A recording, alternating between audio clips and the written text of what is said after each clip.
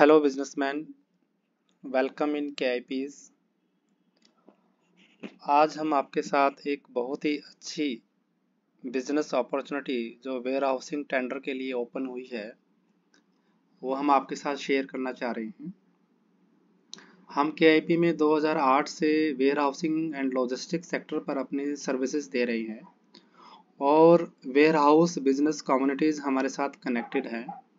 तो उसी संदर्भ में UP state warehousing corporation ने अभी टेंडर इनवाइट किए हुए हैं और बहुत ही एक अच्छी अपॉर्चुनिटीज़ है।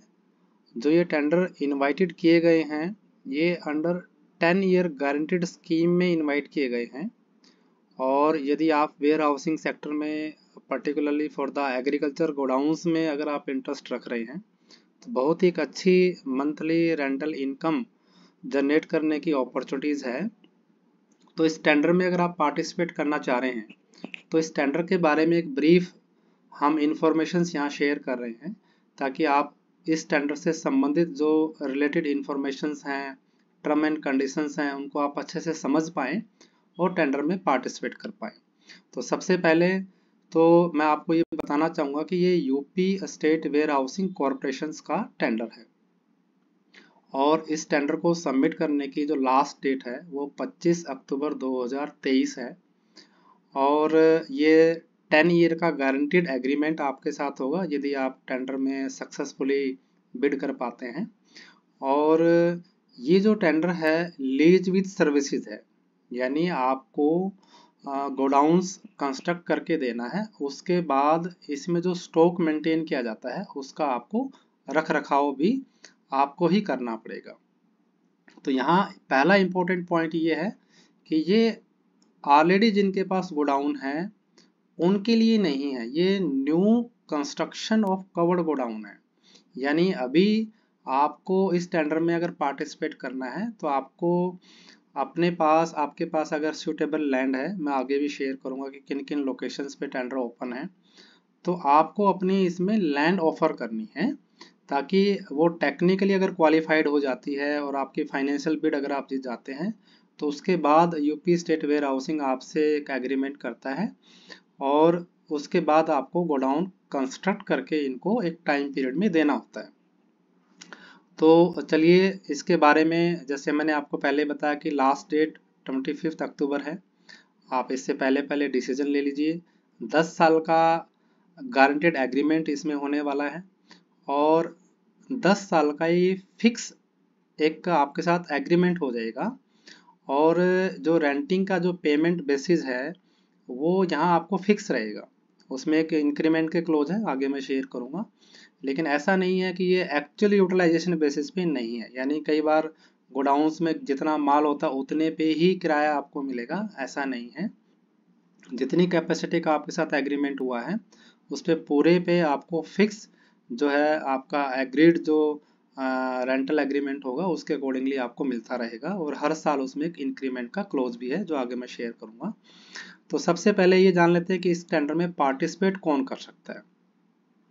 आप एक इंडिविजुअल कैपेसिटी में, यदि आपके पास खुद की ज़मीन है, आपके नाम से है या जॉइंट होल्डिंग नेम में है आपके पास, और तो आप इसमें पार्टिसिपेट कर सकते हैं। या आपके पास खुद की ज़मीन नहीं है तो आप ज़मीन को लीज पे लेके भी, और वो मिनिमम लीज पीरियड जो है वो 13 साल का होना चाहिए आपका, जैसे कि आपको इसमें स्क्रीन पे दिख रहा होगा। तो मिनिमम 13 साल की लीज लेके भी आप और उसको रजिस्टर्ड करा के भी इस टेंडर में पार्टिसिपेट कर सकते हैं। ये इंडिविजुअल के रूप में आप लाइन अप कर सकते हैं। और यदि आप इंडिविजुअल पार्टिसिपेट नहीं करना चाह रहे हैं, यदि आपके साथ कोई पार्टनर हैं तो आपकी एक पार्टनरशिप फर्म बनती है और वो भी इस टेंडर में पार्टिसिपेट कर सकती है। फर्म आपकी रजिस्टर्ड भी हो सकती है और अगर अभी आपने न्यूली इनकॉर्पोरेट की है तो वो अनरजिस्टर्ड पार्टनरशिप फर्म भी इसमें अप्लाई कर सकती है। ऐसी सिचुएशन में लैंड या तो फर्म के नाम हो या फर्म ने वो लैंड 13 साल के लिए रजिस्टर्ड लीज पे ली हुई हो, या फर्म का कोई पार्टनर भी, उसके नाम भी लैंड हो सकती है। एक पार्टनर के नाम भी हो सकती है, दो पार्टनर के नाम भी हो सकती है। और इसमें इम्पोर्टेंट पॉइंट एक ये रहेगा, अगर मान लीजिए पार्टनर के नाम जमीन है तो पार्टनरशिप डीड में क्लोज डलता है, जिसमें ये डिफाइन किया जाता है कि उस पार्टनर ने वो लैंड फर्म को कंट्रीब्यूट कर दी है, यानी contribute by one or more partner in the firm and should be reflected in the partnership deed. तो अगर आप पार्टनरशिप फर्म बना के काम करना चाह रहे हैं तो आप इस तरीके से भी इसको लाइन अप कर सकते हैं।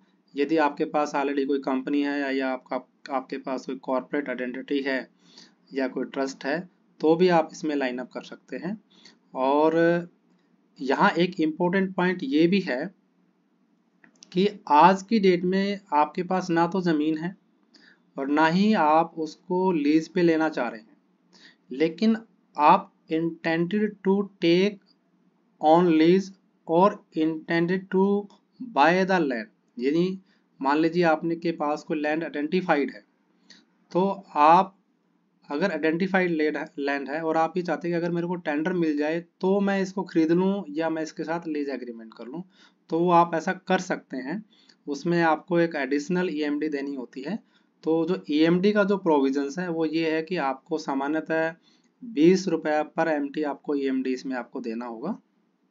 हाँ, जो जैसे अभी मैं आपको पहले बता रहा था कि अगर आप intended to take on lease और बाइंग का प्रोविजन रखते हैं तो आपको एडिशनल 100 रुपये पर एमटी के हिसाब से बैंक गारंटी आपको इस टेंडर के साथ सबमिट करनी पड़ेगी। और जैसे ही अगर आपको टेंडर अलॉटमेंट हो गया तो आपको 120 दिन के अंदर अंदर उस लैंड को या तो खरीदना पड़ेगा या आपको लीज पे लेना पड़ेगा। यदि आप ऐसा नहीं कर पाए तो आपका ईएमडी और बीजी का अमाउंट फॉरफिट हो जाएगा। तो ईएमडी का प्रोविजन ये रहेगा इसमें।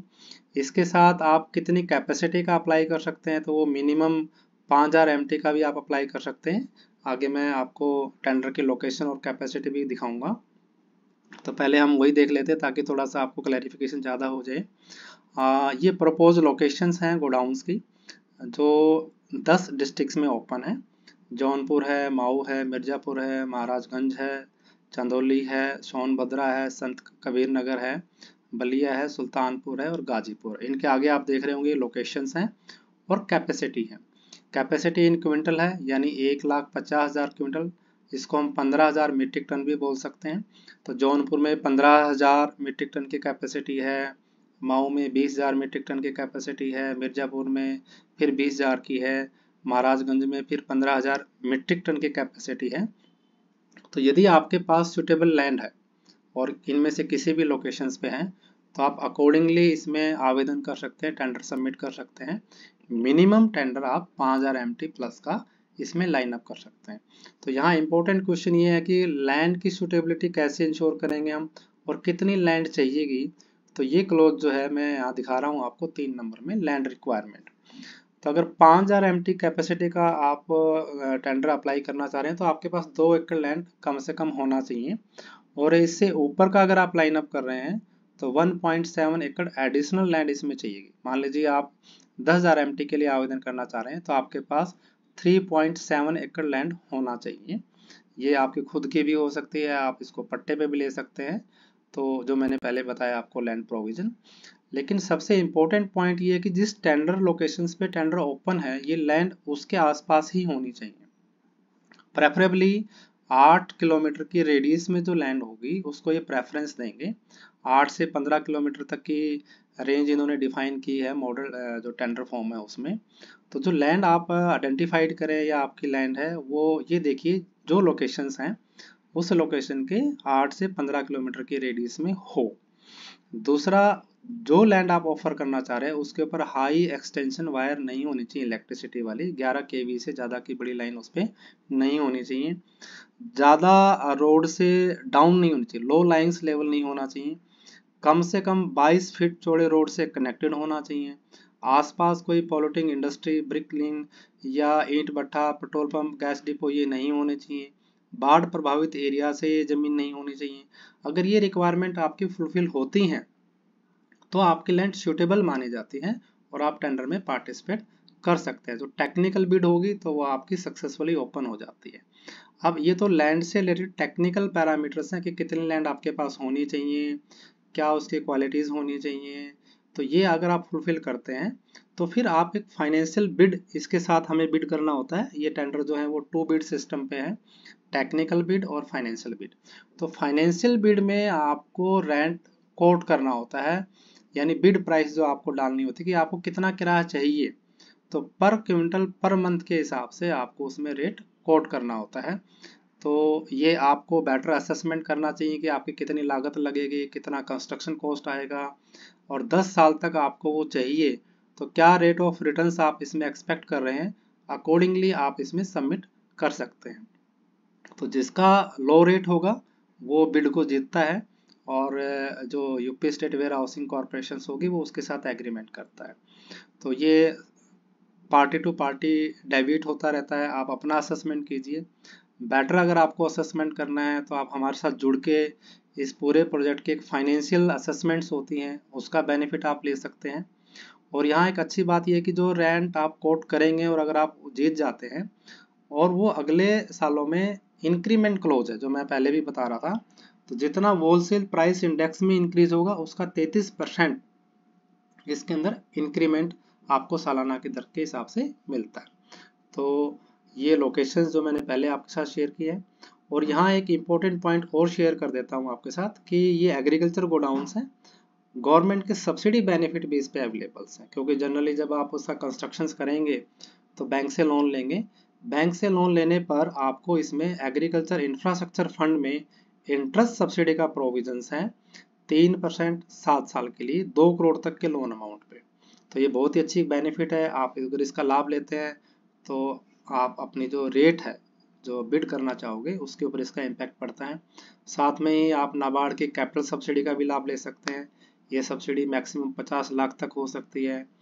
और डिटेल्स में अगर आप इन सब्सिडीज़ के बारे में जानना चाह रहे हो तो आप हमारे सेपरेट वीडियोस भी देख सकते हैं।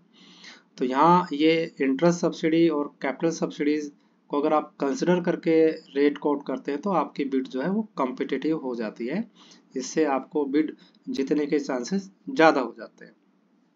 तो यदि आप कोई भी इस टेंडर से संबंधित और जानकारी लेना चाह रहे हैं, आप चाहते हैं कि इसकी फाइनेंशियल फिजिबिलिटी कराना चाहते हैं कि क्या कॉस्ट इसमें अप्रोक्सीमेट आएगी, क्या हमें रेंट इसमें कोट करना चाहिए, वो भी हम आपको असिस्ट करते हैं। इसमें हमारा एक फाइनेंशियल फिजिबिलिटी मॉडल हम आपको तैयार करके देंगे। इसमें अगर आप टेंडर भरना भी चाहते हैं तो टेंडर से रिलेटेड कंप्लीट डॉक्यूमेंटेशंस फाइलिंग्स ये हम इसमें सपोर्ट करते हैं। और एक इम्पोर्टेंट पॉइंट ये है कि ये जो टेंडर अभी सबमिट हो रहे हैं वो जैम पोर्टल के थ्रू होंगे, यानी ये इम्पोर्टेंट गाइडलाइंस हैं। जैसे आप देख रहे हैं कि bidder must be registered on the GeM portal, तो जैम पोर्टल के थ्रू ही ये टेंडर सबमिट होंगे। तो यदि आपका जैम रजिस्ट्रेशन नहीं है तो उसमें भी हम आपको असिस्ट करेंगे। तो एक कंप्लीट आपका jam registration, tender documentation, tender की फाइनेंशियल फिजिबिलिटीज आप अगर जानना चाहते हैं, सबमिट करना चाहते हैं, तो आप KIP के साथ जुड़ के और इस टेंडर में पार्टिसिपेट कर सकते हैं और अगले 10 सालों तक एक सुनिश्चित अपना इन्वेस्टमेंट पे रिटर्न्स इंश्योर कर सकते हैं। वेयर हाउसिंग सेक्टर की इस बिजनेस अपॉर्चुनिटीज़ को आप ग्रैब कर सकते हैं। तो वंस अगेंस मैं आपको रिमाइंड करा देना चाहता हूँ कि लास्ट डेट इसमें 25 अक्टूबर है, लेकिन हम 18 या 19 अक्टूबर तक ही इस टेंडर से रिलेटेड एप्लीकेशंस को ले पाएंगे, क्योंकि इसमें डॉक्यूमेंटेशंस करना होता है तो टाइमलाइंस की शॉर्टेज हो जाती है। तो once again thank you for all listeners. इसके अलावा भी अगर आपका कोई क्वेश्चंस हैं तो आप नीचे दिए गए नंबर पर मैं आपको यहाँ शेयर कर रहा हूँ। आप इस नंबर पर जो स्क्रीन पे आपको दिख रहा है इस नंबर पे कांटेक्ट करके इस टेंडर के बारे में और डिटेल या इन्फॉर्मेशन ले सकते हैं। तो वंस अगेन थैंक यू।